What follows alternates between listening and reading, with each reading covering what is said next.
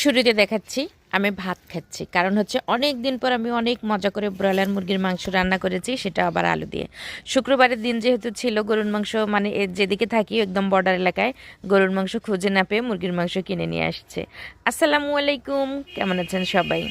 আজকে সেই ব্রয়লার মুরগি রান্নাটাই দেখাবো। তো আলু দিয়ে যে রান্না করতেছি, তো নতুন আলু খেতে স্বাদ একদমই লাগতেছে না, যার কারণে আমি আলুগুলো প্রথমে লবণ আর হলুদ দিয়ে একটু তেলে ভেজে নিয়েছি, মানে একটু কড়া করেই ভেজে নিয়েছি, লাল লাল করে একদম ভেজে নিয়েছি আলুগুলো।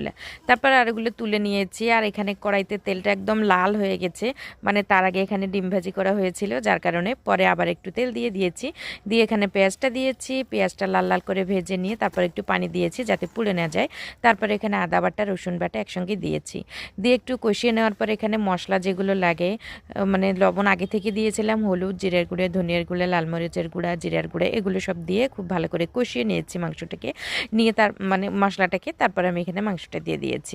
ভুল ত্রুটি মাফ করবেন, আমি একদম নতুন, ঠিক আছে, অনেক সংকোচ কাজ করে কথা বলার সময়। যাই হোক, তারপরে মাংসগুলো আমি এখানে খুব ভালো করে কষিয়ে নিচ্ছি, আর একটু পানি দিয়ে আমি 2 মিনিটের জন্য ঢাকনা দিয়ে রাখি যাতে সব মশলা মাংসের ভিতরে ঢুকে যায়। অনেকে মাংসটা ভেজে রান্না করে, তো আমি এভাবে রান্না করলে আমার কাছে কেন জানি ভালো লাগে। আর ভাজলে না ভিতরে পরে মাংসটা অত জুসি থাকে না, একটু শক্ত শক্ত হয়ে যায়। যাই হোক, কষিয়ে নিলাম। তারপর এখানে আমি হচ্ছে যে আলুগুলো দিয়ে দিচ্ছি, আলুগুলো দিয়েও খুব ভালো করে কষিয়ে নিচ্ছি। আর কষাতে কষাতে আমার মাংসর কালারটা দেখেন কত সুন্দর চলে আসছে, একদম লাল লাল হয়ে গেছে, গ্রেভিটা অনেক সুন্দর হয়ে গেছে মাংসটার, দেখেন দেখতে কত সুন্দর লাগতেছে। যাই হোক, যে কোনো তরকারি মাংস কষাতেই মজা, যে মাংস রান্নাতে যত কষাবেন ততই মজা লাগবে খেতে, বা ভালো হবে, এর স্বাদটা ভালো হবে।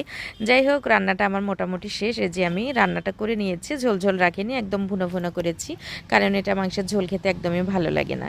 শুধু তো এটা দিয়েই হবে না, পাশাপাশি আমি হচ্ছে নাপা শাক ভাজি করে নিয়েছি। প্রথমে পানি গরম করে ওখানে একটু তেল দিয়েছিলাম 2 ফোঁটা, আর একটু লবণ দিয়েছিলাম, দিয়ে শাকগুলো দিয়ে দিলাম পানিতে যখন বলক চলে আসছে। তারপর আমি শাকগুলো তুলে নিয়েছি, সিদ্ধ হওয়ার পর ওগুলোকে পানি ঝরিয়ে রেখেছি। আর একটা কড়াই নিয়েছি, একদম তেলতেলা কড়াই, কালো কড়াই, যেখানে আমি রসুন, পেঁয়াজ, মরিচ একসঙ্গে ভেজে নিয়েছি, সব কুচি করে রেখেছিলাম। ভেজে নিয়ে এখানে শাকগুলো দিয়ে খুব ভালো করে কষিয়ে নিয়েছি শাকগুলা, মানে হচ্ছে ভেজে নিয়েছি আর কি। যাই হোক, ভাজা হয়ে গেছে, শাকগুলো আমি তুলে নিচ্ছি। আর এই শাকটা সবাই চেনে না, সব এলাকায় অ্যাভেলেবেল নয় এই শাকটা, ঠিক আছে, কারণ অনেকেই জানেই না এটা কীভাবে খেতে হয়। এটা শুধু রংপুর অঞ্চলেই পাওয়া যায়, এদিকের লোকেই খায়, উত্তরবঙ্গের লোক সবাই বললে ভুল হবে, রংপুরের লোক এটা বেশি খায় বা বেশি আবাদ করে জমিতেও।